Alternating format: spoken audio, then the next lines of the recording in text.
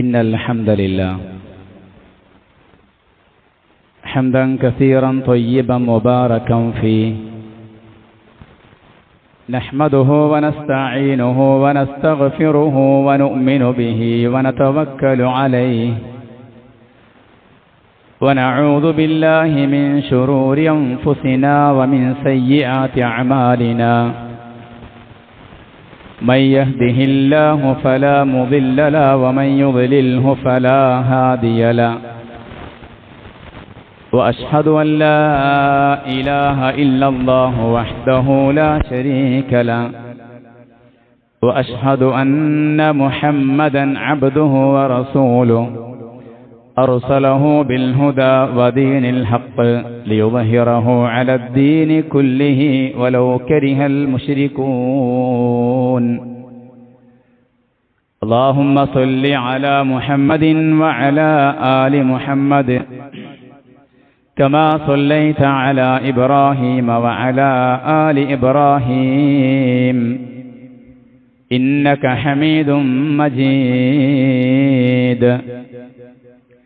اللهم بارك على محمد وعلى آل محمد كما باركت على إبراهيم وعلى آل إبراهيم إنك حميد مجيد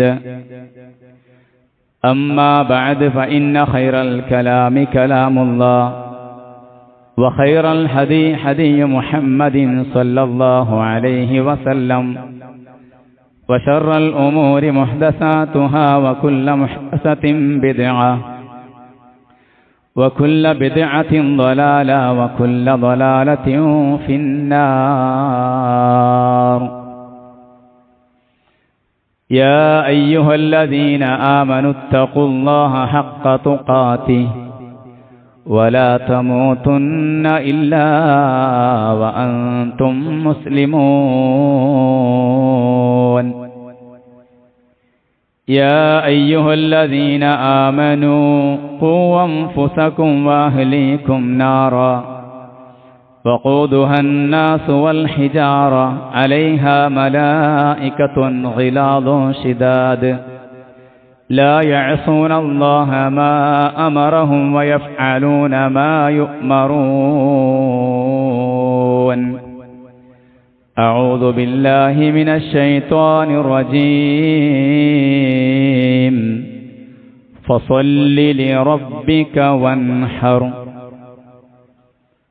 رب اشرح لي صدري ويسر لي أمري واحلل عقدة من لساني يفقه قولي.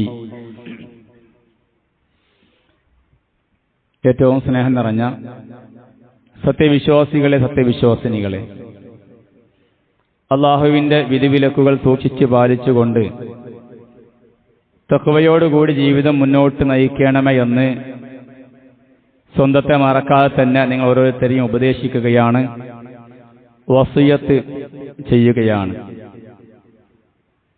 പ്രിയപ്പെട്ട സഹോദരി സഹോദരന്മാരെ, നമ്മുടെ നാട്ടിൽ നിന്നും പരിശുദ്ധ ഹജ്ജ് കർമ്മം നിർവഹിക്കുവാൻ വേണ്ടി വിശ്വാസികൾ പുറപ്പെട്ടുകൊണ്ടിരിക്കുന്ന ഒരു സമയത്താണ് നമ്മളുള്ളത്. അല്ലാഹു സുബ്ഹാനഹു വ തആല ഈ വർഷം ഹജ്ജ് കർമ്മം നിർവഹിക്കുവാൻ ഉദ്ദേശിച്ച ആളുകൾക്ക് ആ ഒരു കർമ്മം അതിന്റെ പൂർണ്ണാർത്ഥത്തിൽ ഇഖ്ലാസോടുകൂടി നിർവഹിച്ച് അതിന്റെ പരിപൂർണമായ പ്രതിഫലം കരസ്ഥമാക്കുവാൻ അല്ലാഹു സുബ്ഹാനഹു വ തആല അവർക്ക് സൗഭാഗ്യം നൽകി അനുഗ്രഹിക്കുമാറാകട്ടെ. ഈ ഒരു അവസരത്തിൽ പല കാരണങ്ങളാലും ഹജ്ജ് കർമ്മം നിർവഹിക്കാൻ സാധിക്കാത്ത ആളുകൾ, എന്നാൽ ആ ഹജ്ജിന്റെ കർമ്മവുമായി നമ്മുടെ മനസ്സിനെ ബന്ധിപ്പിക്കുന്നതിനു വേണ്ടി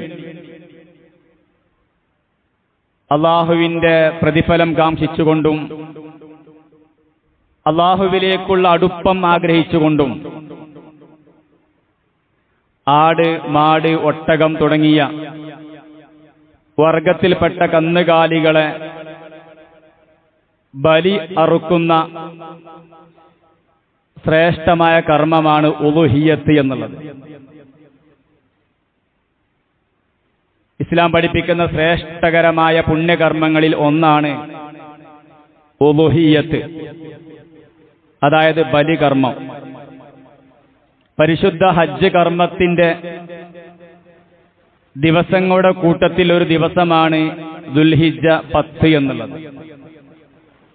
ആ ദുൽഹിജ്ജ 10 യൗമുൻ നഹർ, അതായത് ബലിദിനം എന്നാണ് അറിയപ്പെടുന്നത്. കാരണം ഹാജിമാർ ബലി അറുക്കുന്ന ദിനമാണ് അന്ന്. അതുകൊണ്ട് തന്നെ ആ ബലികർമ്മം എന്നുള്ളത് വളരെ പ്രധാനപ്പെട്ട ഒരു കർമ്മമായിക്കൊണ്ട് നാം മനസ്സിലാക്കേണ്ടതുണ്ട് എന്നാണ് ആമുഖമായി ഓർമ്മപ്പെടുത്തുവാനുള്ളത്.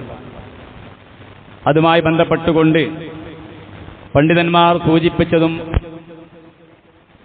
അത് ഏറ്റവും ശ്രേഷ്ഠമായ ഒരു കർമ്മമാണ്. അതുകൊണ്ട് സാധിക്കുന്ന ആളുകളെല്ലാം അത് നിർവഹിക്കണമെന്ന രൂപത്തിൽ തന്നെയാണ് സൂചിപ്പിച്ചിട്ടുള്ളത്. നമുക്കെല്ലാവർക്കും അറിയാം ഉളുഹിയ്യത്തിന്റെ ചരിത്രം എന്നുള്ളത്. മഹാനായ ഇബ്രാഹിം നബി അലൈഹിസ്സലാം അവിടുത്തെ പുന്നാര മകൻ ഇസ്മായിൽ അലൈഹിസ്സലാമുമായി ബന്ധപ്പെട്ട് കിടക്കുന്ന വളരെ സുപ്രധാനമായ ഒരു ചരിത്രമാണ് ഉളുഹിയ്യത്തിന് ഉള്ളത്. പരിശുദ്ധ ഖുർആനിലെ 37-ാമത്തെ അധ്യായം സൂറത്ത് സ്വാഫാത്തിന്റെ 100 മുതൽ 108 വരെയുള്ള ആയത്തുകളിൽ വളരെ കൃത്യമായി ഉളുഹിയ്യത്തിന്റെ ചരിത്രം നമ്മെ പഠിപ്പിക്കുന്നുണ്ട്. വിശുദ്ധ ഖുർആൻ അല്ലാഹു സുബ്ഹാനഹു വ തആല പറയുകയാണ്, മഹാനായ ഇബ്രാഹിം നബി അലൈഹിസ്സലാം സന്താന സൗഭാഗ്യമില്ലാതെ ഒരുപാട് പ്രായം മുന്നോട്ട് നീങ്ങിയപ്പോൾ അള്ളാഹുവിനോട് പ്രാർത്ഥിക്കുകയാണ്, റബ്ബി ഹബ്ലി മിനസ് സ്വാലിഹീൻ, എന്റെ റബ്ബെ എനിക്ക് സ്വാലിഹീങ്ങളിൽപ്പെട്ട സന്താനത്തെ നൽകണമേ എന്ന് ഇബ്രാഹിം നബി അലൈഹിസ്സലാം പ്രാർത്ഥിക്കുകയാണ്. ആ സമയത്ത് ഫബശ്ശർനാഹു ബിഗുലാമിൻ ഹലീം, അല്ലാഹു സുബ്ഹാനഹു വ തആല സഹനശീലനായ ഒരു ബാലനെ കുറിച്ച് ഇബ്രാഹിം നബി അലൈഹിസ്സലാമിന് സന്തോഷ വാർത്ത അറിയിച്ചു. ഫലമ്മാ ബലഗ മഅഹു സഅയ, അങ്ങനെ ആ സന്താനം മഹാനായ ഇബ്രാഹിം നബി അലൈഹിസ്സലാമിയുടെ കൂടെ പിതാവിന്റെ കൂടെ ഓടിക്കളിക്കുവാൻ പ്രായമായ ആ സമയത്ത്, നമുക്കെല്ലാവർക്കും അറിയാം, ഒരു കുട്ടി, ഒരാൾക്കൊരു കുഞ്ഞ് ജനിച്ചു കഴിഞ്ഞാൽ ആ കുട്ടിയുടെ ഏറ്റവും നമുക്ക് കൺകുളിർമയുള്ള പ്രായം എന്നുള്ളത് മാതാപിതാക്കളുടെ കൂടെ നമുക്ക് സന്തോഷം പകരുന്ന രൂപത്തിൽ അവരുടെ കൂടെ ഓടിച്ചാടി നടക്കുന്ന പ്രായമാണ്. അങ്ങനെ ഫലമ്മാ ബലഗ മഅഹു സഅയ, ഇസ്മായിൽ നബി അലൈഹിസ്സലാം എന്ന ആ പുന്നാര മകൻ പിതാവിന്റെ കൂടെ ഓടിക്കളിച്ച് നടക്കാൻ പ്രായമായ ആ സമയത്ത് അള്ളാഹുവിന്റെ കൽപ്പന വരികയാണ്, ഖാല യാ ബുനയ്യ ഇന്നി അറാ ഫിൽ മനാമി അന്നാ അസ്ബഹുക. അദ്ദേഹം മകനോട് പറയുകയാണ്, എന്റെ കുഞ്ഞുമകനെ, നിന്നെ അറുക്കുവാൻ വേണ്ടി, നിന്നെ ബലിയറുക്കുവാൻ വേണ്ടി ഞാൻ ഉറക്കത്തിൽ സ്വപ്നം കണ്ടിരിക്കുന്നു. ഫൻദുർ മാദാ തറാ, അതുകൊണ്ട് അതിനെക്കുറിച്ച് എന്താണ് പൊന്നുമോനെ നിന്റെ അഭിപ്രായമെന്ന് ഒരു പിതാവ് മകനോട് പറയുകയാണ്. ആ സമയത്ത് മകൻ പറയുകയാണ്, ഖാല യാ അബതി ഇഫ്അൽ മാ തുഅ്മർ.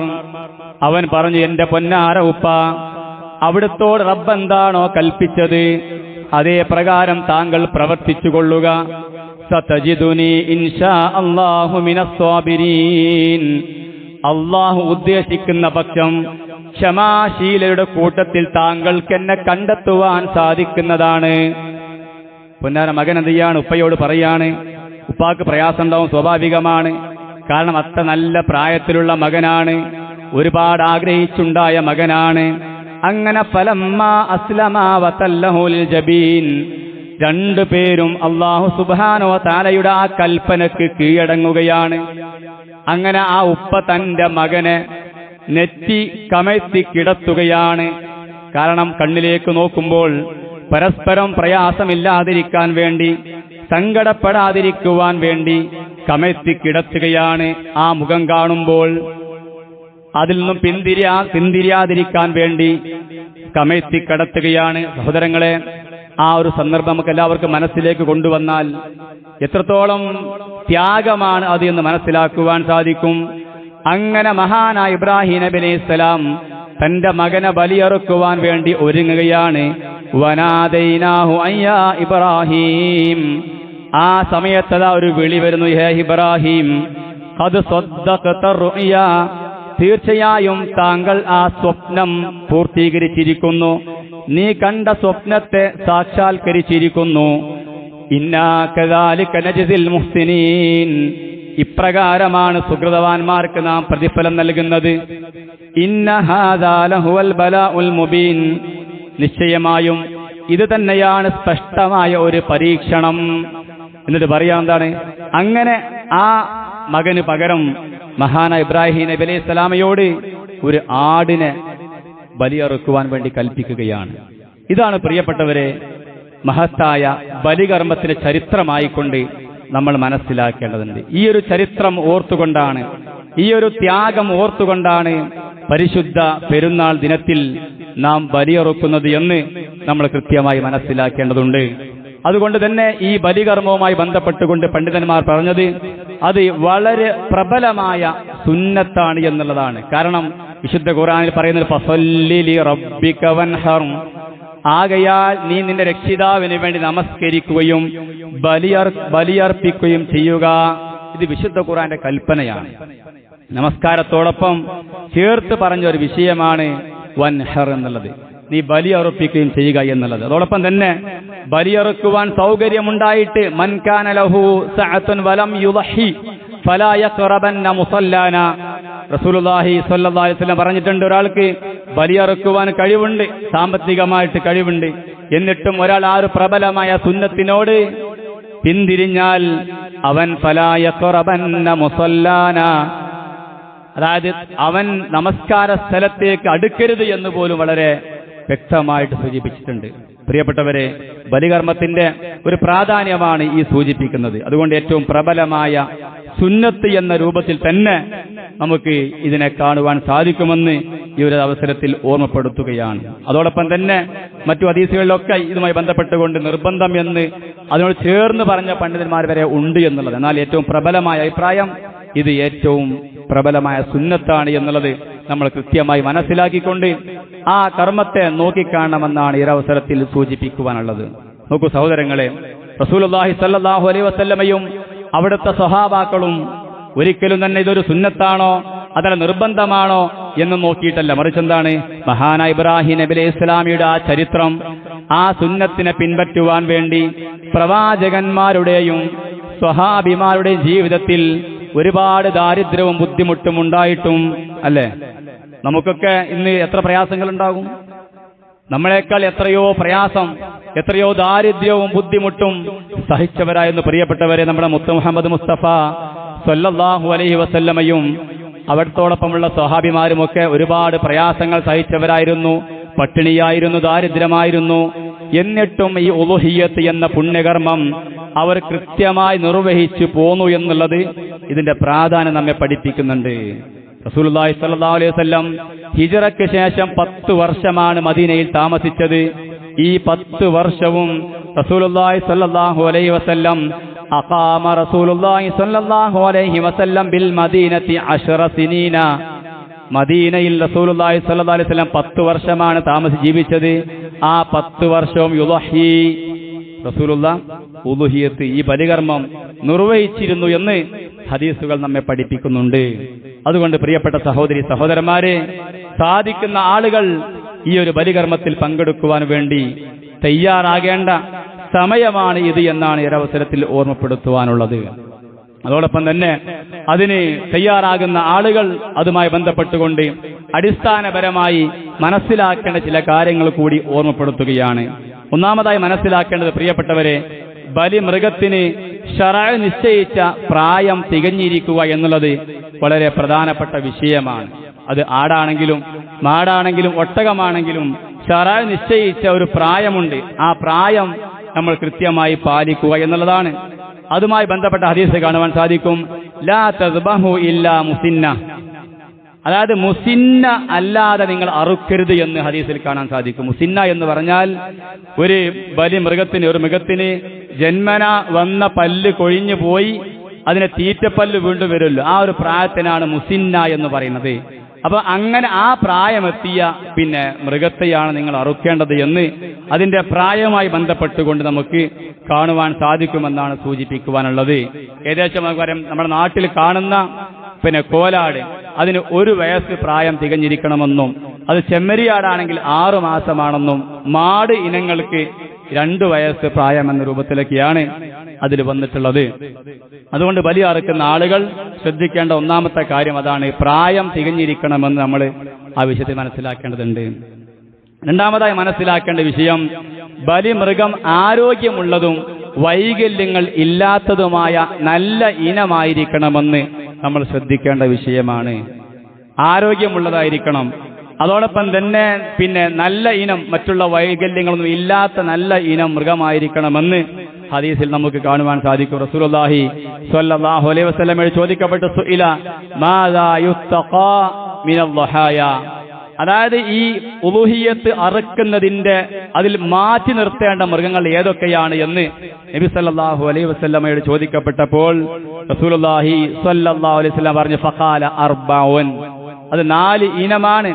അൽ അർജാഉൽ ബയ്യിനു വൽഉഹ, അതിൽ ഒന്നാമത്തത് പ്രകടമായ മുടന്തുള്ള മൃഗമാകരുത്, നടക്കാൻ പ്രയാസമുള്ള മൃഗമാകാൻ പാടില്ല. മറ്റൊന്ന് വൽ ഔറാഉൽ ബയ്യിനു ഔറുഹ, അതായത് പ്രകടമായ കണ്ണിന് കേടുള്ളത്, കണ്ണിന് കേടുണ്ടെന്ന് കൃത്യമായി നമുക്ക് കണ്ടാൽ മനസ്സിലാക്കാൻ സാധിക്കും. അതാണ് പ്രകടമായ കണ്ണ് കേടുള്ളവ. മൂന്നാമത് പറഞ്ഞ വൽ മരീദത്തുൽ ബയ്യിനു മർളുഹ, അതായത് പ്രകടമായ രോഗബാധയേറ്റ രോഗമുള്ള കാലികളാകരുത് എന്ന് സൂചിപ്പിച്ചിട്ടുണ്ട്. വൽ അജ്ഫാഉൽ ലത്തി ലാ തുൻഖി, അതോടൊപ്പം തന്നെ മെലിഞ്ഞൊട്ടിയ മൃഗമാകരുത്. മെലിഞ്ഞൊട്ടിയ, അതായത് മറ്റുള്ള മൃഗങ്ങളോട് കൂടെ, കന്നുകാലികളുടെ കൂടെ നടന്ന് ഭക്ഷണം കഴിക്കാനൊന്നും കഴിയാത്ത മെലിഞ്ഞൊട്ടിയ, ശാരീരികമായിട്ട് അങ്ങേയറ്റം ക്ഷീണിച്ച മൃഗങ്ങളാകരുത് എന്ന് ഈ 4 വിഭാഗത്തെ അറുക്കാൻ പാടില്ല എന്ന് റസൂലുള്ളാഹി സ്വല്ലല്ലാഹു അലൈഹി വസല്ലം പറഞ്ഞിട്ടുണ്ട്. എന്നാൽ ചെറിയ നിസ്സാരമായ ന്യൂനതയുള്ള മൃഗങ്ങളായാൽ കുഴപ്പമില്ല എന്ന് നമ്മൾ മനസ്സിലാക്കേണ്ടതുണ്ട്. നിസ്സാരമായ ചെറിയ മുറിവുകൾ, എങ്ങനെ വാഹനത്തിൽ നിന്ന് ഇറക്കുന്ന സമയത്ത് അതിലേക്ക് വാഹനത്തിലേക്ക് കയറ്റുന്ന സമയത്ത് ഒന്ന് തട്ടി അല്ലെങ്കിൽ കയറ് വലിഞ്ഞ് അങ്ങനെ ഉണ്ടാകുന്ന ചെറിയ മുറിവുകളല്ല, മറിച്ച് അതിന്റെ ആരോഗ്യത്തെ ബാധിക്കുന്ന രൂപത്തിലുള്ള പ്രയാസങ്ങൾ ഉള്ള മൃഗങ്ങളെ അറുക്കാൻ പാടില്ല എന്ന് പഠിപ്പിച്ചിട്ടുണ്ട്.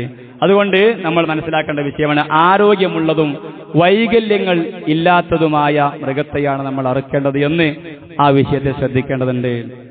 മറ്റൊരു പ്രധാനപ്പെട്ട വിഷയമാണ് പ്രിയപ്പെട്ട സുഹൃത്തുക്കളെ, ബലി അറുക്കുന്ന ആളുകൾ കുറച്ച് മുന്നേ എന്ത് ചെയ്യണം, ബലിമൃഗത്തെ വാങ്ങി അതിനെ പരിപാലിക്കുകയും അതിനോടുള്ള സ്നേഹവും അടുപ്പവും നമ്മൾ കൃത്യമായി നിലനിർത്തുകയും വേണമെന്നുള്ളതാണ്.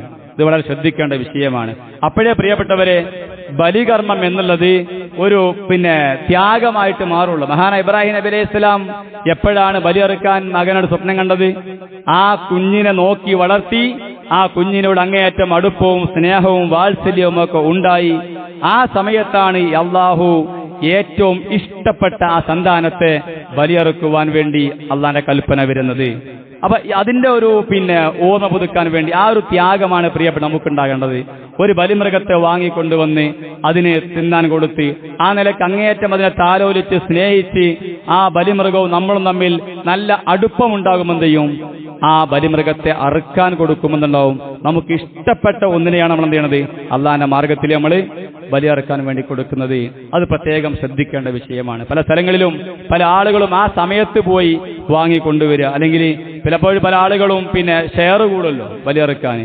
പല ആളുകളും ആ മൃഗത്തെ കണ്ടിട്ട് പോലും ഉണ്ടാവില്ല, ഷെയറിന്റെ പൈസ കൊടുത്തിട്ടുണ്ടാകും, ആരെങ്കിലും നോക്കാൻ ഏൽപ്പിച്ചിട്ടുണ്ടാകും. ആ രീതിയല്ല പ്രിയപ്പെട്ടവരെ വേണ്ടത്. നമ്മൾ അറുക്കുന്ന മൃഗത്തെ മുന്നേ നമ്മൾ വാങ്ങി വെച്ചെന്ത് ചെയ്യണം, അതിന് നല്ലോണം അവനെ പരിചരിച്ച് അതിന് ഭക്ഷണം കൊടുത്ത് അതിന്റെ ഒരു സ്നേഹവും വാത്സല്യമൊക്കെ നമ്മൾ കൃത്യമായിട്ട് അങ്ങോട്ടും ഇങ്ങോട്ടും കിട്ടിയ അവസ്ഥയിലായിരിക്കണം നമ്മൾ എന്ത് ചെയ്യണത്, ബലിമൃഗത്തെ പരിചരിക്കേണ്ടത്. അങ്ങനെ ആകുമ്പോഴാണ് അതിനെ അറുക്കുമ്പോൾ കുറച്ചെങ്കിലും ഒരു ഹൃദയസ്പർശിയോടുകൂടി നമുക്ക് അറുക്കാൻ സാധിക്കുകയുള്ളൂ എന്ന് നമ്മൾ മനസ്സിലാക്കണം. മറ്റൊരു വിഷയം നേരത്തെ സൂചിപ്പിച്ച ഒരു മൃഗത്തിൽ 7 പേർക്ക് വരെ ഷെയർ ആകാവുന്നതാണ്. ഒറ്റക്കൊരാൾക്ക് ഇറക്കാൻ സാധിച്ചിട്ടില്ലെങ്കിൽ നമുക്ക് എന്ത് ചെയ്യാം, 7 പേർ കൂടി എന്ത് ചെയ്യുക, മാക്സിമം 7 ആളുകൾ എന്നുള്ളതാണ്. അതിനർത്ഥം പിന്നെ 7 പേർ ഉണ്ടായിരിക്കണമെന്ന് നിർബന്ധമല്ല, 7 ആളാകണമില്ല, മാക്സിമം 7 പേർ ആകാമെന്നുള്ളതാണ്. അപ്പൊ ആ നിലക്ക് നമുക്ക് എന്ത് ചെയ്യാൻ പറ്റും, ഈ ഒരു വലിയ പുണ്യകർമ്മത്തിൽ ഒരാൾക്ക് ഒറ്റയ്ക്ക് സാധിച്ചിട്ടില്ലെങ്കിൽ 7 പേർ കൂടി ചേർന്ന് മാക്സിമം 7 ആളുകൾ രൂപത്തിൽ എന്ത് ചെയ്യുക, ആ പൈസ ഡിവൈഡ് ചെയ്ത് നമ്മുടെ മഹലിലൊക്കെ സംവിധാനമുണ്ട്, എത്രയാണ് ഒരു ഷെയർ എന്നൊക്കെ ഇവിടെ അറിയിക്കുന്നതാണ് ഇൻഷാ അല്ലാഹ്.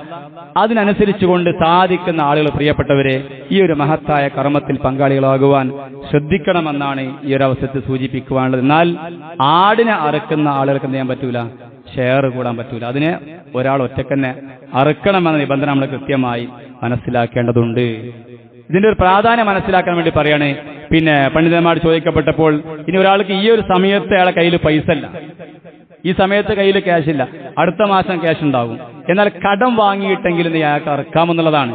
കടം വാങ്ങിയിട്ട് അടുത്ത മാസം കയ്യിൽ പൈസ വരും, തിരിച്ചു കൊടുക്കും ചെയ്യും. അല്ലാതെ കടം വാങ്ങി അയാളൊരു ഒരു കടക്കാരനാകുന്ന അവസ്ഥയിലേക്ക് പോകുന്ന രൂപത്തിലാകണമെന്നല്ല പറഞ്ഞു. മറിച്ച് എന്താണ്, അയാളെ കയ്യിൽ ഇപ്പം നിലവിൽ പൈസ അടുത്ത മാസം ചെയ്യും പൈസ കിട്ടുമെന്ന രൂപത്തിലാണെങ്കിൽ തൽക്കാലം പൈസ കടം വാങ്ങിയിട്ടെങ്കിലും അയാൾക്ക് എന്ത് ചെയ്യാം, ഉളുഹിയത്തിൽ പങ്കുചേരാവുന്നതാണ് എന്ന് നമ്മൾ അത് നല്ല കാര്യമായിക്കൊണ്ട് മനസ്സിലാക്കണമെന്നാണ് സൂചിപ്പിക്കുവാനുള്ളത്.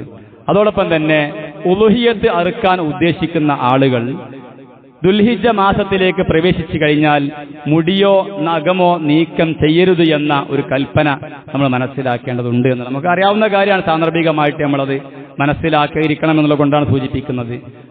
അയാളുടെ ശരീരത്തിൽ നിന്നും നഖമോ മുടിയോ നീക്കം ചെയ്യാൻ പാടില്ല.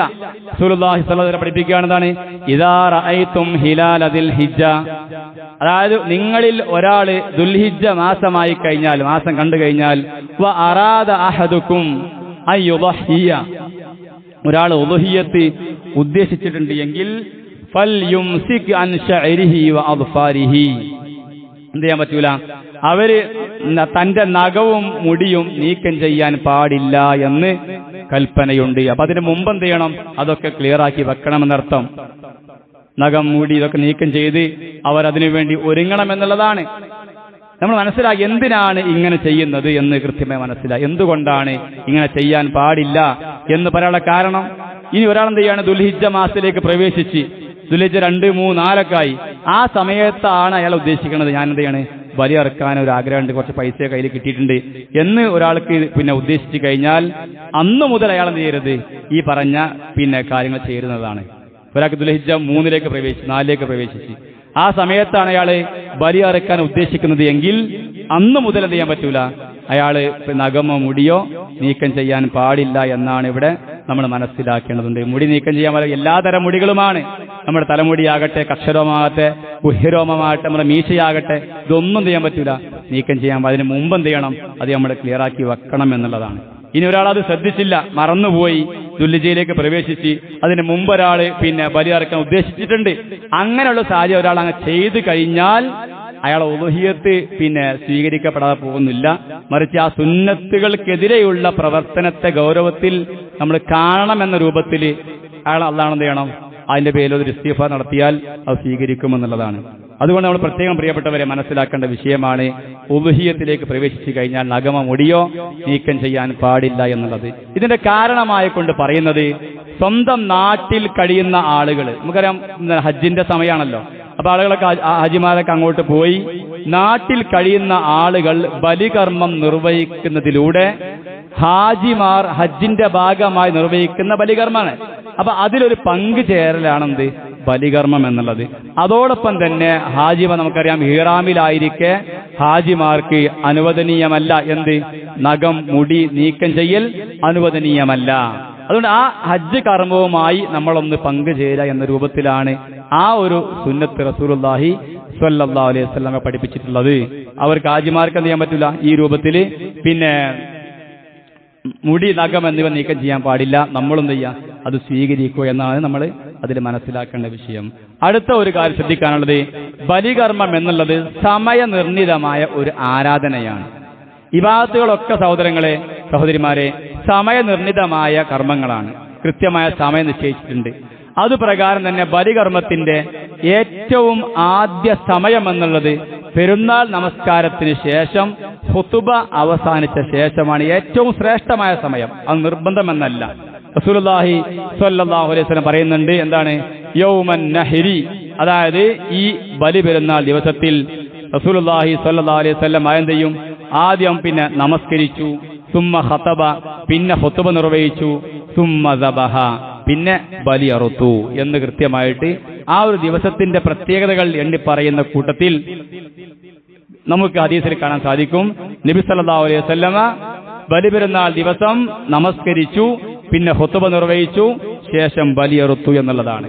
എന്നാൽ ഈ ബലി കർമ്മത്തിനു വേണ്ടി 4 ദിവസങ്ങളിൽ അനുവദനീയമാണ്. 4 ദിവസങ്ങൾ ഇതിനു വേണ്ടി അനുവദനീയമായ ദിവസങ്ങൾ. ഒന്ന് ദുൽഹിജ്ജ 10, പിന്നെ ദുൽഹിജ്ജ 11, 12, 13, അതായത് അയ്യാമു തശ്രീഖിന്റെ ദിവസങ്ങളിലും ആവാമെന്ന് നമുക്ക് കാണാൻ സാധിക്കുമെന്നുള്ളതാണ്. അതുകൊണ്ട് എന്തെങ്കിലും പ്രയാസങ്ങൾ ഉണ്ടെങ്കിൽ പിറ്റേ ദിവസത്തേക്ക് എന്ത് ചെയ്യുക? മാറ്റിവെക്കാം. എന്നാൽ ഏറ്റവും ശ്രേഷ്ഠമായത് നമുക്ക് എന്താണ്? പിന്നെ ആ ദിവസം തന്നെ അറുക്കുക എന്നുള്ളത് നമ്മൾ ആ വിഷയത്തിൽ മനസ്സിലാക്കേണ്ട ഒരു വിഷയമാണ് എന്നാണ് സൂചിപ്പിക്കുവാനുള്ളത്. പ്രിയപ്പെട്ടവരെ, ഇത്രയും പിന്നെ അടിസ്ഥാനപരമായിട്ട് ശ്രദ്ധിക്കേണ്ട ഒരു മഹത്തായ കർമ്മമാണെന്ത്? ബലികർമ്മം എന്നുള്ളത്. ഇത്രത്തോളം നിബന്ധനകളും കാര്യങ്ങളും ഒത്തുവരുന്ന കർമ്മമാണ് ബലികർമ്മം എന്നത്. അതുകൊണ്ട് ആ ഒരു വിഷയത്തിൽ നമ്മൾ എന്ത് ചെയ്യണം? ശ്രദ്ധ കാണിക്കണം എന്നുള്ളതാണ്. സാമ്പത്തികമായി കഴിവുള്ള ആളുകൾ, പല ആളുകളും അതിലൊരു ഗൗരവം കാണിക്കാതെ, അത് ഇന്നത്തെ നിർബന്ധമുള്ള കാര്യമല്ലല്ലോ എന്ന് ഇത് ചെയ്യാതെ പോകുന്നത്. പക്ഷേ നമ്മൾ മനസ്സിലാക്കി, റസൂലുള്ളാഹി സ്വല്ലല്ലാഹു അലൈഹി വസല്ലമയും സ്വഹാബത്തുമൊക്കെ എത്രയോ പ്രയാസങ്ങൾ ഉണ്ടായിട്ട്, പട്ടിണി ഉണ്ടായിട്ട് പ്രയാസങ്ങൾ അവരൊക്കെ ചെയ്തിട്ടുണ്ട്. കൃത്യമായി ഈ ബലികർമ്മത്തിൽ അവർ പങ്കെടുത്തിട്ടുണ്ട് എന്ന് നമ്മൾ അടിവരയിട്ടുകൊണ്ട് മനസ്സിലാക്കേണ്ട വിഷയമാണ് എന്നാണ് സൂചിപ്പിക്കുവാനുള്ളത്. അതുകൊണ്ട് പ്രിയപ്പെട്ട സഹോദരന്മാരെ, നമ്മുടെ മഹല്ലിൽ അതിനുള്ള സംവിധാനങ്ങളുണ്ട്. നമ്മൾ സാധിക്കുന്ന ആളുകളൊക്കെ എന്ത് ചെയ്യുക? അതിൽ ഏറ്റവും നല്ല രൂപത്തിന്റെ പങ്കാളികളായിക്കൊണ്ട് അതിൽ പങ്കെടുക്കണമെന്നാണ് സൂചിപ്പിക്കുവാനുള്ളത്. റബ്ബ് സുബ്ഹാനഹു വ തആല നമുക്കെല്ലാവർക്കും ഈ ഒരു മഹത്തായ കർമ്മത്തിൽ സാധിക്കുന്ന രൂപത്തിൽ പങ്കെടുക്കുവാനുള്ള സൗഭാഗ്യം നൽകി അനുഗ്രഹിക്കുമാറാകട്ടെ. അൽഹംദുലില്ലാഹി റബ്ബിൽ ആലമീൻ. അല്ലാഹുമ്മ സ്വല്ലി അലാ മുഹമ്മദിൻ വഅലാ ആലി മുഹമ്മദ്. റബ്ബി ഇശ്റഹ് ലി സ്വദ്രി വയസ്സിർ ലി അംരി വഹ്ലുൽ ഉഖ്ദതം മിൻ ലിസാനി യഫ്ഖഹു ഖൗലി. സ്നേഹം നിറഞ്ഞ സത്യവിശ്വാസികളെ, സത്യവിശ്വാസിനികളെ, ദുൽഹിജ്ജ 10 യൗമുൻ നഹർ, അതായത് ബലിദിനം. ആ ഒരു ബലിദിനത്തിന്റെ അല്ലെങ്കിൽ ബലികർമ്മത്തിന്റെ പ്രത്യേകതകളും ശ്രദ്ധിക്കേണ്ട കാര്യങ്ങളുമാണ് നമ്മൾ മനസ്സിലാക്കിയത്. അതിന്റെ ചരിത്രവും നമ്മൾ മനസ്സിലാക്കിയിട്ടുണ്ട്. ഇനി എന്താണ് ഈ ഉളുഹിയ്യത്തിന്റെ ഹിക്മത്തുകൾ? ഒരാൾ ഒരു ബലിമൃഗത്തെ അറുക്കുന്നതോടുകൂടി എന്താണ് അയാൾക്ക് ലഭിക്കുന്നത് എന്ന് നമ്മൾ കൃത്യമായി മനസ്സിലാക്കേണ്ടതുണ്ട്. അതിന് രക്തമോ അതിന്റെ മാംസമോ ഒന്നുമല്ല അള്ളാഹുവിലേക്ക് എത്തുന്നത്. മറിച്ച് അയാളുടെ നിയ്യത്താണ്. അതിലേറ്റവും പ്രധാനമായി നമ്മൾ മനസ്സിലാക്കേണ്ടത്, അയാളുടെ മനസ്സിൽ തൗഹീദ് ഊട്ടിയുറപ്പിക്കുകയാണ്. ബലി അറുക്കുന്നതിലൂടെ അള്ളാഹുവിന് മാത്രമേ ബലി അറുക്കാവൂ എന്ന തൗഹീദിന്റെ ഒരു സന്ദേശം, ആ ഒരു വിശ്വാസം അയാളെ മനസ്സിലെന്ത് ചെയ്യാണ്? ഊട്ടിയുറപ്പിക്കുകയാണ്. ഇതാണ് ഒന്നാമതായി ഒരാൾ ശ്രദ്ധിക്കേണ്ട വിഷയം.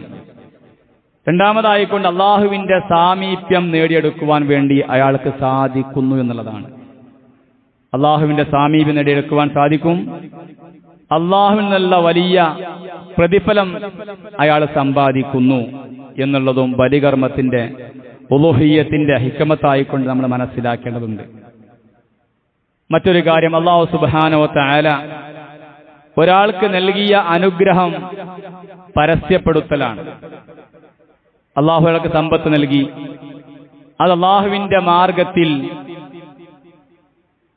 ബലിയറുക്കുവാൻ വേണ്ടി ഉപയോഗിച്ചുകൊണ്ട് അത് മറ്റുള്ള ആളുകളിലേക്ക് എത്തിക്കുന്ന ഒരു പ്രവർത്തനത്തിലേക്ക് അയാൾ എത്തുന്നുള്ളതാണ്. അഞ്ചാമതായി കൊണ്ട് മനസ്സിലാക്കേണ്ടത്, മഹാനായ ഇബ്രാഹിം നബി അലൈഹി സ്വലാം അള്ളാഹുവിന്റെ കൽപ്പന അനുസരിച്ച പോലെ തന്റെ മകനും ആ ഒരു പിതാവും അള്ളാഹുവിന്റെ കൽപ്പന എന്താണോ അതുപോലെ പ്രവർത്തിക്കാൻ തയ്യാറായ പോലെ നമ്മോട് ഫസല്ലി ലിറബ്ബിക വൻഹർ എന്നുള്ള അള്ളാഹുവിന്റെ കൽപ്പന അനുസരിക്കുകയാണ് നമ്മളും ചെയ്യുന്നത് എന്ന് മനസ്സിലാക്കേണ്ടതുണ്ട്. അതോടൊപ്പം അള്ളാഹുവോടുള്ള ഭക്തിയും ത്യാഗമനസ്ഥിതിയും പ്രകടമാക്കലാണ് ഉളുഹിയ്യത്ത്. ഹജ്ജിന്റെ കർമ്മങ്ങളുമായി നമ്മുടെ മനസ്സിനെ ബന്ധിപ്പിക്കുകയാണ്. ദുൽഹിജ്ജ 10 ഹാജിമാർ മക്കയിൽ മിനയിൽ ബലിയറുക്കുമ്പോൾ ആ ഒരു ഹാജിമാരുമായി ഹജ്ജിന്റെ കർമ്മങ്ങളുമായി നമ്മുടെ മനസ്സിനെ ബന്ധിപ്പിക്കലാണ് ബലികർമ്മത്തിലൂടെ ഒരു വിശ്വാസി നേടിയെടുക്കുന്നത്. അതോടൊപ്പം പിശുക്കിൽ നിന്നും അയാൾക്ക് മോചനം ലഭിക്കുകയാണ്. പിശുക്കിൽ നിന്നും അയാൾക്ക് മോചനം ലഭിക്കുന്നു. നമ്മുടെ നാട്ടിലെ സാധുക്കളെ ഭക്ഷിപ്പിക്കുവാൻ അയാൾ അതിൻ്റെ ഒരു പ്രതിഫലം കൂടി അയാൾ കരസ്ഥമാക്കുകയാണ്. ആ മാംസം നാട്ടിൽ എല്ലാവർക്കും വിതരണം ചെയ്യാണ്. അതിൽ സാധുക്കളെ നമ്മൾ കൂടുതൽ പരിഗണിക്കുന്നു. അതിലൂടെ സാധുക്കളെ ഭക്ഷിപ്പിക്കുന്നതിനുള്ള വലിയ ഒരു പ്രതിഫലവും അയാൾക്ക് എന്ത് ചെയ്യാണ്, അത് ലഭിക്കുകയാണ്. അതോടൊപ്പം തന്നെ മഹാനായ ഇബ്രാഹിം നബി അലൈഹി സ്വലാമയുടെ സുന്നത്തിനെ ജീവിപ്പിക്കുവാൻ വേണ്ടി, അതിനെ പിൻപറ്റുവാൻ വേണ്ടി അയാൾ തയ്യാറാകുന്നു എന്നുള്ളതാണ് ബലികർമ്മത്തിന്റെ ചരിത്രം എന്നുള്ളത് നമ്മൾ മനസ്സിലാക്കി. മഹാനായ ഇബ്രാഹിം നബി അലൈഹി സ്വലാമയുടെ ജീവിത ഒരു ചരിത്രമാണ്. ആ ഒരു ചരിത്രത്തെ നമ്മൾ പിൻപറ്റുന്നു എന്നുകൂടെ ബലികർമ്മത്തിലൂടെ ഒരാൾ സ്വീകരിക്കുന്നു.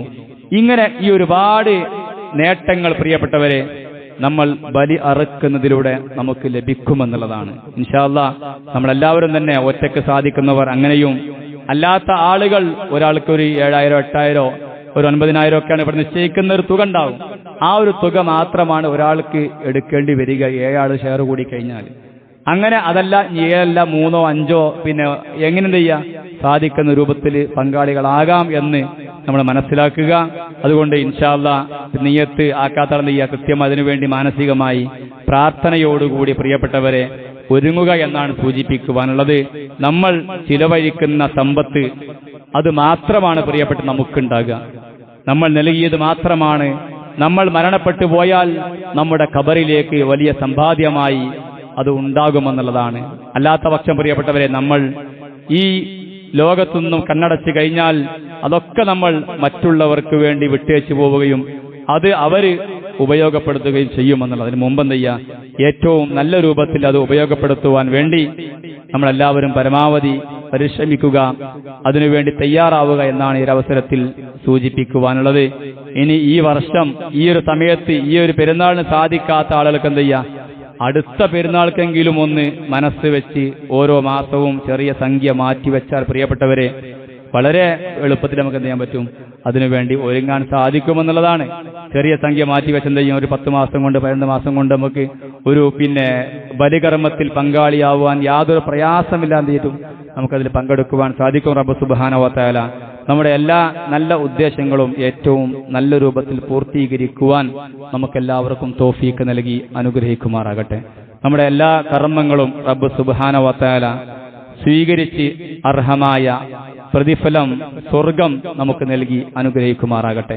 അല്ലാഹുവേ, അറിഞ്ഞും അറിയാതെയും വന്നു പോയിട്ടുള്ള ചെറുതും വലുതുമായ മുഴുവൻ തെറ്റുകുറ്റങ്ങളും നിന്റെ മഹത്തായ കാരുണ്യം കൊണ്ട് മഗ്ഫിറത്ത് കൊണ്ട് ഞങ്ങൾക്ക് എല്ലാവർക്കും വിട്ടുപുറത്ത് മാപ്പാക്കി നൽകി അനുഗ്രഹിക്കണമേ റഹ്മാനെ. അല്ലാഹുവേ, ഞങ്ങളുടെ മനസ്സിനെ നീ ശുദ്ധീകരിക്കണമേ റഹ്മാനെ. അല്ലാഹുവേ, ഞങ്ങളുടെ ഈമാൻ വർദ്ധിപ്പിക്കുകയും നിലനിർത്തുകയും ചെയ്യണമേ റഹ്മാനെ. എല്ലാവിധ ഹറാമുകളിൽ നിന്നും ഞങ്ങളെല്ലാവരെയും നീ കാത്തുരക്ഷിക്കണമേ റഹ്മാനെ. അല്ലാഹുവേ, ഞങ്ങളുടെ ആരോഗ്യത്തിലും ഞങ്ങളുടെ സമ്പത്തിലും കുടുംബത്തിലും ജോലിയിലും എല്ലാവിധ ഖൈറും ബർക്കത്തും നൽകി നീ അനുഗ്രഹിക്കണമേ റഹ്മാനെ. ലാ ഇലാഹ ഇല്ലല്ലാഹ് എന്ന മഹത്തായ കലിമത്തു തൗഹീദ് ഉച്ചരിച്ചുകൊണ്ട് സന്തോഷത്തോടുകൂടി പുഞ്ചിരിച്ചുകൊണ്ട് മരിക്കുവാനുള്ള സൗഭാഗ്യം റബ്ബേ ഞങ്ങൾക്കെല്ലാവർക്കും നൽകി നീ അനുഗ്രഹിക്കണമേ റഹ്മാനെ. എങ്ങനെ മരണപ്പെട്ടാലും എവിടെ മരണപ്പെട്ടാലും ഏറ്റവും നല്ല അവസ്ഥയിൽ മരണപ്പെടുവാൻ അല്ലാഹുവേ ഞങ്ങൾക്ക് ഭാഗ്യം നൽകി നീ അനുഗ്രഹിക്കണമേ റഹ്മാനെ. റബ്ബന ആതിനാ ഫിദ്ദുനിയ ഹസന വഫിൽ ആഖിറതി ഹസന വഖിനാ അദാബന്നാർ. اللهم يا مقلب القلوب ثبت قلوبنا على دينك. اللهم أجرنا من النار. اللهم أجرنا من النار. اللهم أجرنا من النار وأدخلنا الجنة الفردوس يا رب العالمين. وأدخلنا الجنة الفردوس يا رب العالمين. وأدخلنا الجنة الفردوس يا رب العالمين. اللهم ربنا لا تزغ قلوبنا بعد إذ هديتنا وهب لنا من لدنك رحمة إنك أنت الوهاب. اللهم إنا نسألك العفو والعافية في الدنيا والآخرة.